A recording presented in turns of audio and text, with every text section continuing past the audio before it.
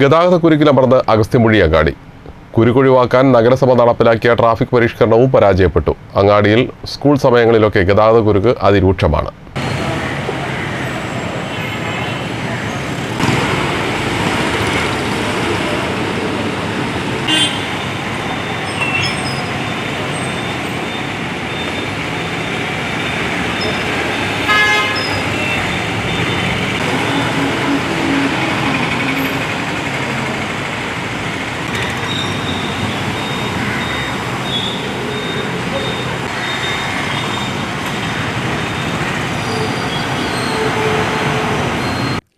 കൊയിലാണ്ടി ഇടവണ്ണ സംസ്ഥാനപാതയും കുന്നമംഗലം തിരുവമ്പാടി മറിപ്പുഴ സംസ്ഥാനപാതയും സംഗമിക്കുന്ന സ്ഥലമാണ് അഗസ്ത്യമുടി.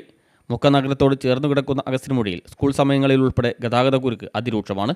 കുരുക്കഴിക്കാൻ നഗരസഭ നടത്തിയ പദ്ധതികളും ഫലം കാണാതായതോടെ ദുരിതത്തിലാണ് വ്യാപാരികളും കാൽനട യാത്രക്കാരും.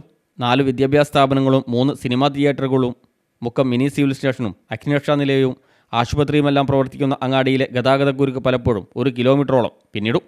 ഗതാഗതക്കുരുക്കിൽപ്പെട്ടാൽ ഒച്ചയിഴയും വേഗത്തിലായിരിക്കും വാഹനയാത്ര. ഇതോടെ അധ്യാപകർക്കും വിദ്യാർത്ഥികൾക്കും ജീവനക്കാർക്കും മറ്റ് യാത്രക്കാർക്കും കൃത്യസമയത്ത് ലക്ഷ്യസ്ഥാനത്തെത്താൻ കഴിയാതെ വരും. വാഹനങ്ങളുടെ നിര അഗ്നിരക്ഷാ നിലയത്തിന് മുന്നിലെത്തുന്നതോടെ സേനയുടെ വാഹനങ്ങൾ പെട്ടെന്ന് പുറത്തിറങ്ങാൻ പറ്റാത്ത അവസ്ഥയുമുണ്ട്. രൂക്ഷമായ ഗതാഗതക്കുരുക്ക് പരിഹരിക്കാൻ നഗരസഭയുടെ നേതൃത്വത്തിൽ അഗസ്ത്യമുഴിയിൽ ട്രാഫിക് പരിഷ്കരണം നടപ്പാക്കിയിരുന്നു.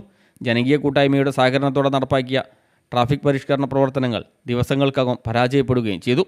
അനധികൃത പാർക്കിങ്ങും റോഡിലെ വീതി കുറവുമാണ് ഗതാഗതക്കുരുക്കിന് പ്രധാന കാരണമെന്ന് നാട്ടുകാർ പറയുന്നു.